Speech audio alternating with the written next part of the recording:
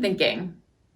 Have you ever felt mommy guilt because you wanted to pursue something in your life that was just for yourself and not for your kids? Do you feel selfish when you want to work on self-improvement?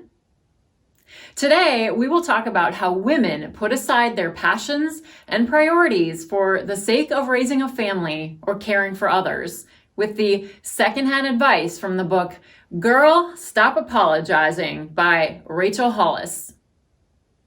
For many women, we are brought up feeling the need to apologize or ask for approval if we have desires that don't align with the traditional female roles of wife and mom. The definition of mom is often one that involves being 100% devoted to your kids at the expense of your own career or other dreams. In Girl, Stop Apologizing, Rachel Hollis says that it's time for women to stop apologizing and start embracing their unique desires in life. Her book provides empowering advice on how to escape concerns about what others are thinking and focus your attention on the goals that really matter.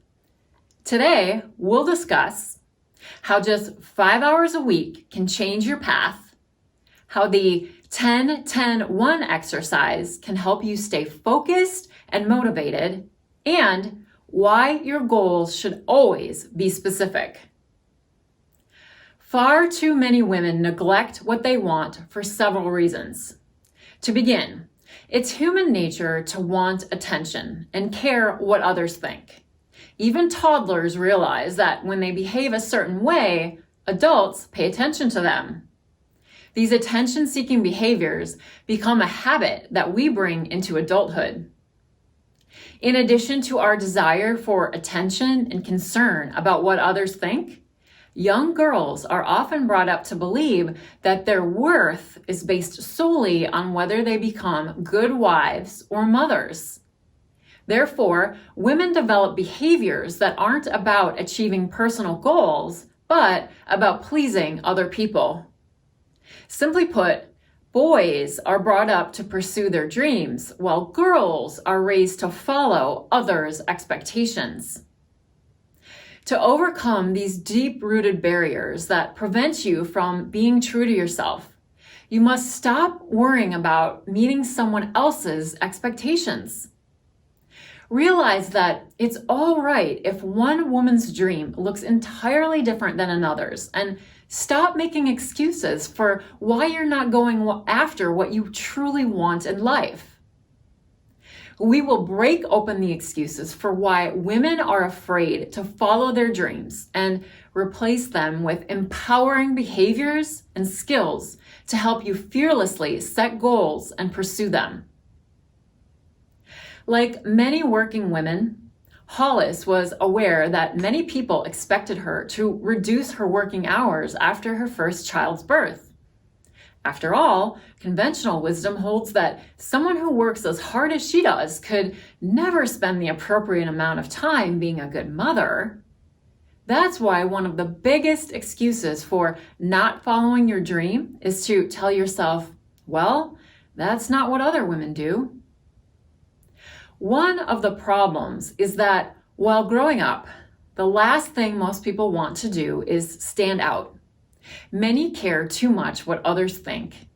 They find comfort in being just like any other girl. Consequently, years of fitting in can go by before you ever ask yourself, does being like every other woman make me feel happy and fulfilled? If you think about pursuing the goals that would bring you happiness and fulfillment, you may be ashamed of wanting something that other women do not seem to be doing. The truth is, you should not allow other people to determine your worthiness or feel guilty or ashamed of pursuing what you want out of life. Some women are happiest when they look after their house and kids, but there is no reason to apologize if that isn't what you want. If you want to have any hope of achieving your goals, you must stop looking for free time and make time instead. The first step in gaining time is to take responsibility and control over your time and schedule.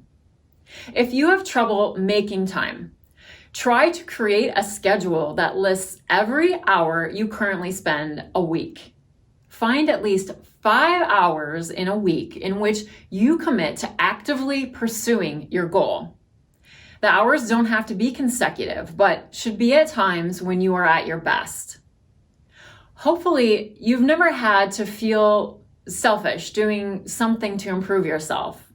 But unfortunately, mommy guilt is a real thing, and it has led many women to feel compelled to abandon their college or career plans. Mom guilt is just another name for expecting women to set aside their own passions and priorities to start a family or care for others.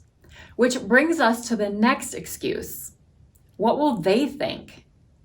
Fear of what others think is closely linked to another reason for not pursuing your personal goals, namely fear of failure. It's not making a mistake that's scary. It's what other people will think of you for not having succeeded. If you let your worries about other people's opinions get in the way, you give up your power and let others dictate your life. Remember, only you know what's best for you. And in most cases, people spend far less time thinking about you than you suspect. Good behavior to adopt is to work on one dream at a time. It can be tempting to spread your interests across multiple goals or projects to reduce the stakes. If a project doesn't work, it's not a significant loss because you have other prospects. But this also means that the probability of doing something big happening is less likely. As Hollis puts it, when everything is important, nothing is important. To help you focus on one thing, adopt the 10-10-1 plan. Think ahead in 10 years and what your life should look like. Write everything as concrete and detailed as possible by visualizing and writing down everything about this future life, from where you live and what your day looks like to the type of clothes you wear. Next, imagine 10 dreams that would help make this future a reality. Then, from those 10 dreams, choose the one goal you consider the most important. So, 10 years, 10 dreams, one goal. 10-10-1.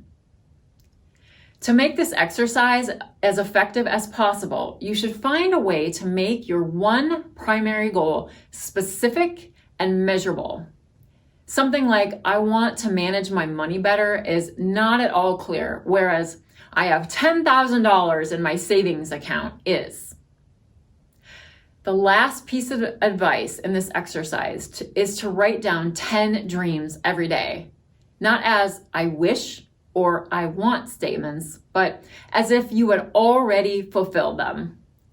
10 statements like, I am an extraordinary mother and I have $10,000 in my savings account are powerful motivators to keep you on track every day. One of the best new behaviors to adopt is to ask for help. Don't think you have to do everything yourself. Assistants, teachers, housekeepers, and nannies can be invaluable resources to provide you with the support you need to achieve your goals. But all the help in the world may not matter if you don't have a solid foundation for success in your life. To pursue your dreams effectively, you must adopt some basic practices and empowering behaviors, the first of which is a healthy lifestyle. An empowering community is also part of a strong foundation. Don't let the people you spend time with pull you down. Surround yourself instead with people who will educate, enlighten you, and make you better. Finally, the last empowering behavior is saying no. As a general rule, if you have a decision to make and the answer is not a clear hell yes, then it should probably be an honest and polite no. Stay away from maybes and always aim to respond truthfully.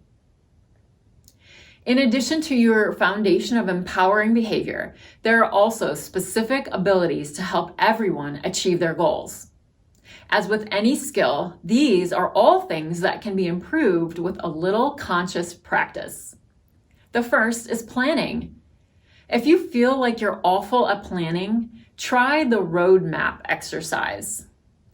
Set your goal at the finish line and then work backward. Think about what needs to happen to get you from your destination to the finish line. Brainstorm as many useful ideas as you can imagine, and then limit them to 3 of the most important, smaller goals to achieve your main goal. The second skill is confidence. To highlight the gender gap in confidence, a recent study showed that men often apply for jobs when they feel they meet 60% of the criteria for the role, while women tend to apply only if they are 100% qualified. Don't forget that you can grow on the job, even if it's a difficult one. Besides confidence, there are the skills of perseverance and of effectiveness. Remember that your education is never over, but there are always more opportunities to learn and improve yourself. It also helps to always be specific with your goals. Tell yourself to write 2,000 words instead of placing work on your book on your to-do list. You'll find this to be a much more productive approach. Let's review. When they don't fit into the conventional female roles, many women feel the need to apologize for their life goals. Grown women should never apologize for having their dreams and goals in life, and they should never ask for permission before pursuing those dreams.